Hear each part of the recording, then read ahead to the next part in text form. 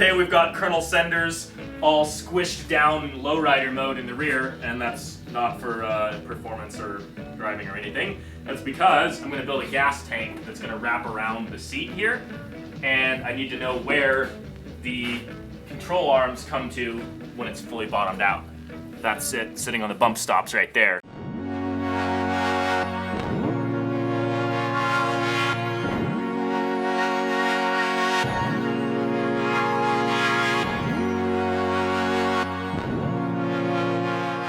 Been working away on this fuel tank, and that's what I have so far. It fits right in there next to the seat.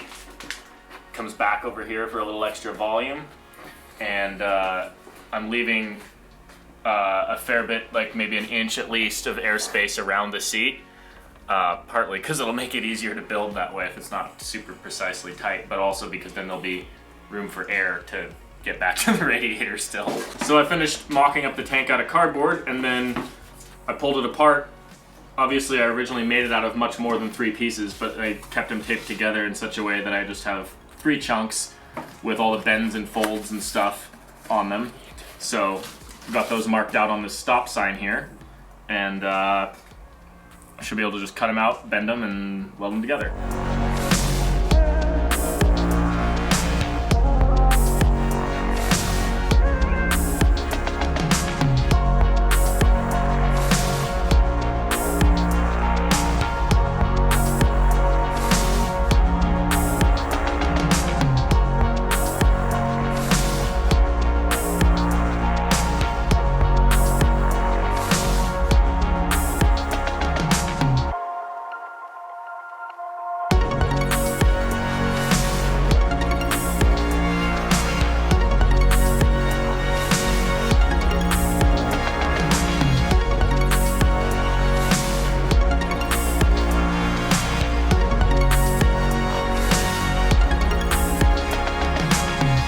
So back to working on the gas tank today, and I realized we did not get a cap bung situation for this tank, but I do have this gas cap. I have this giant hunk of aluminum stock, and I'm going to turn it down and see if I can make threads on the outside of it that are big enough for this, and then if I'm successful at that, I'll bore it out and make a heavy-duty gas tank filler neck bung thing.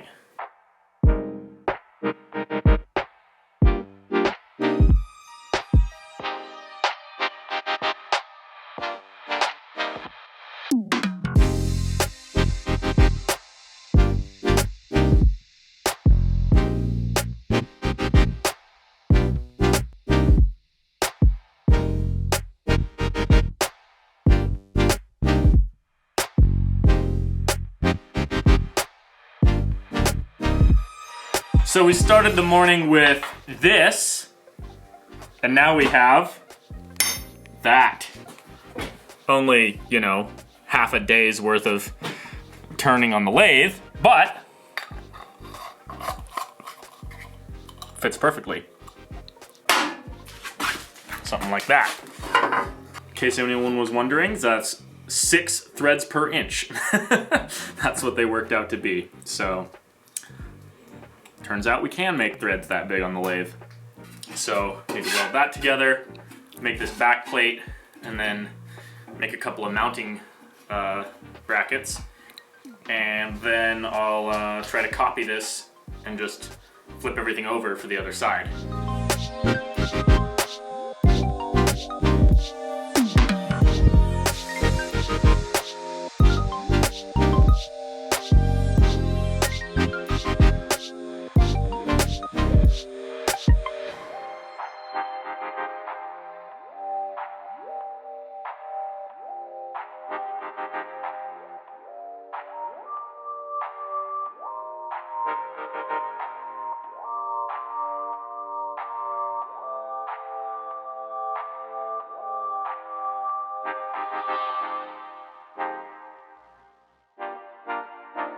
Well, that's one gas tank complete, aside from the inlets and outlets. I have a little hole here that I drilled. That's where the outlet's gonna be. I drilled it so that the tank wouldn't explode on me while I was welding it up.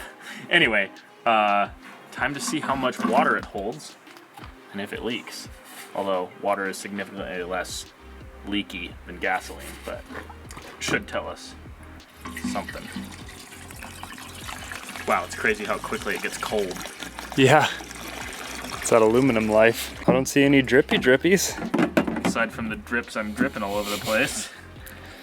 All right, so that's 1 gallon. Well,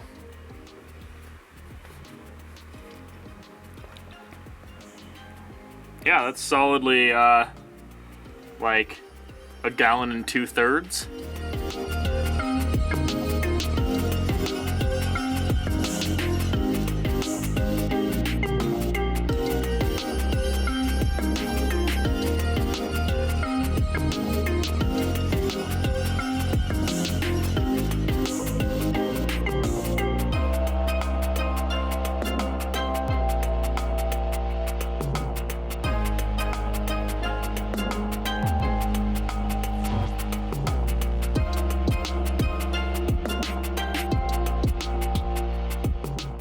This morning has been another morning of turning on the lathe and making bungs.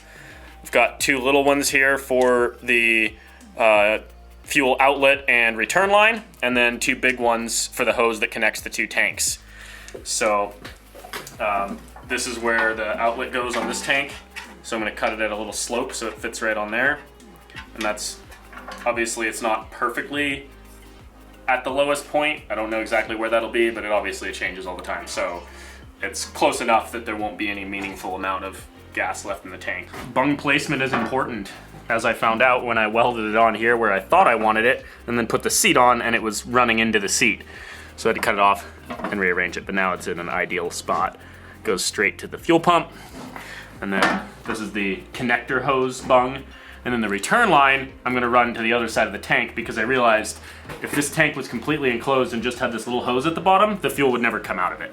Not until this one was like completely empty and air bubbles could go back through. That should work. Time to make the second one. We've got a stop tank. And on the other side, we're gonna have a turn right tank.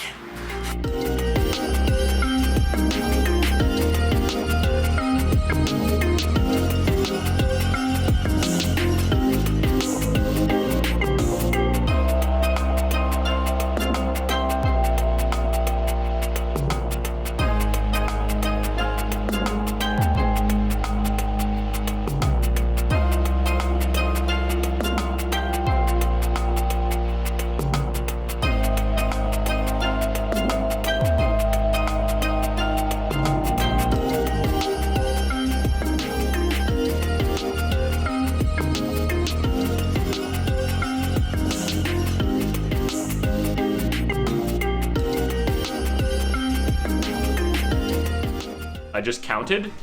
There are no less than 4 street signs currently used on this build. And we're not done yet.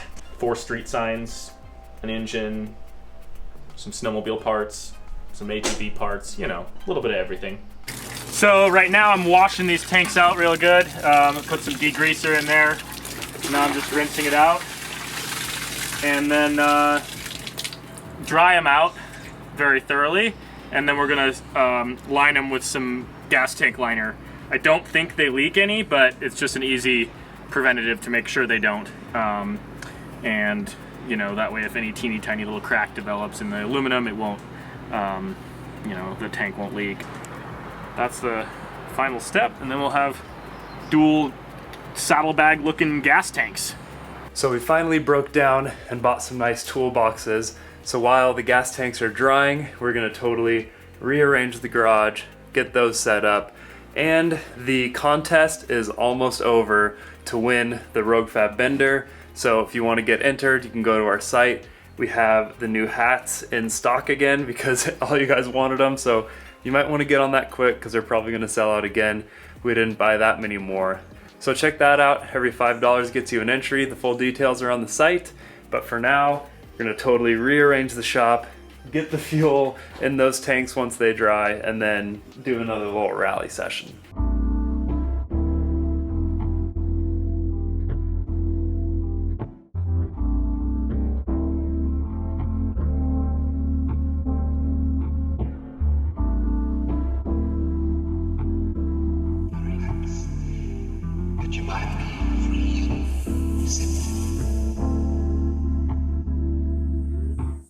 So we're making great progress until we realize that the chunk of bench we removed is a perfect ramp. To think we're about to throw it on the burn pile.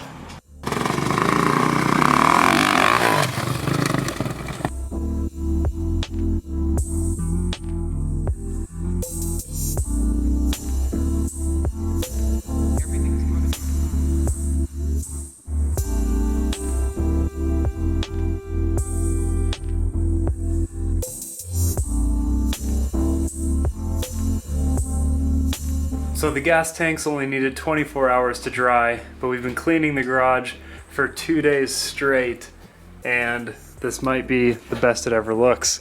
Well, should we test out this gas tank? Yeah, I'm gonna make some more seat mounts real quick before I bolt all of this stuff down. Because right now it's just got these 2 seat mounts at the bottom, so it kind of flops around. So I'm gonna make a couple more mounts that attach to these same mounts as the radiator for the back support, and then hook up all the fuel lines and go test out the tanks.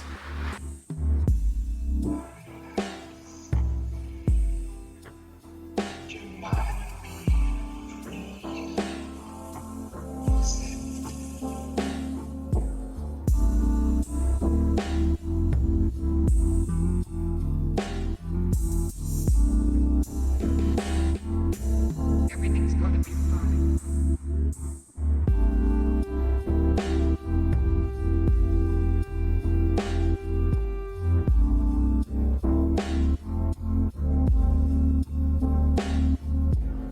Made a couple of seat mount brackets out of some more street sign. So they are much like these ones down here, just 2 bolts in each corner, and kind of contoured to the shape of the seat. Small bolts to hold it on, and the amount of surface area there will spread out the pressure a lot. So should be adequate, especially considering how much other stuff is around the seat. If it moves more than a little bit, it runs into stuff. So yeah, also got all the fuel lines hooked up. So we've got the output fuel line to the pump here. We've got the crossover line, the crossover vent, and the return line from the fuel pressure regulator. I think it's basically time to go test drive it again. You. Oh yeah.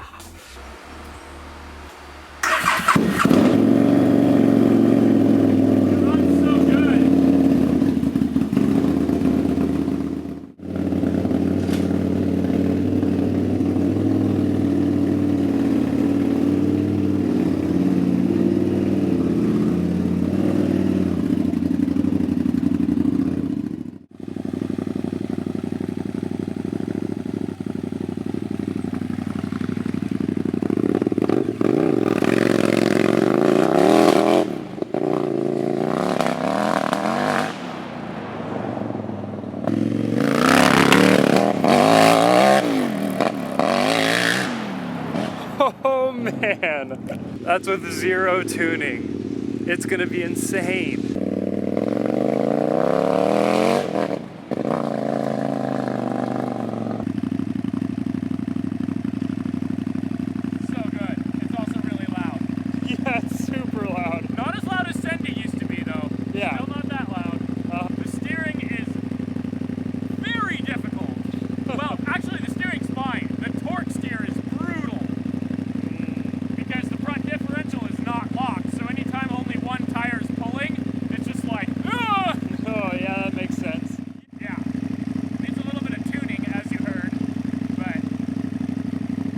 Gas tank works. Gas tank works mint. Yeah.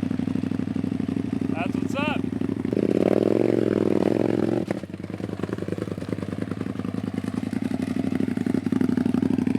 We gotta find some more difficult obstacles. Yeah.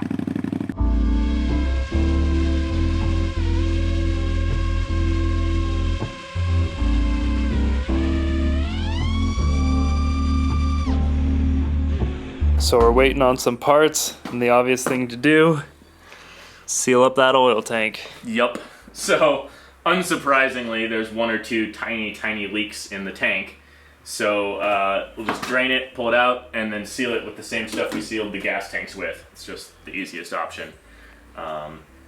So yeah, pull that out and then work on a few other things while it's drying.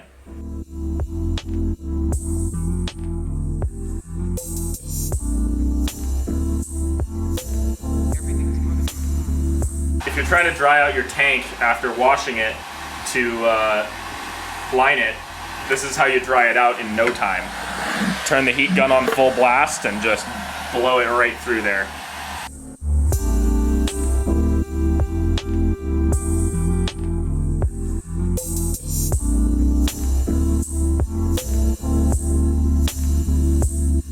Hanging it off the ceiling again. I finished the front half of the skid plate here. Got that all bolted on and the tabs welded. So the front's all protected. I also made an extra little brace for the front differential, a couple more mount points, and then added in some tabs here for the to mount this voltage regulator. So that's all mounted instead of zip tied now. So the front end underneath is all finished, I think. We have a huge surprise for Colonel Senders coming in the mail right now. Can't wait to show you guys what happens next week.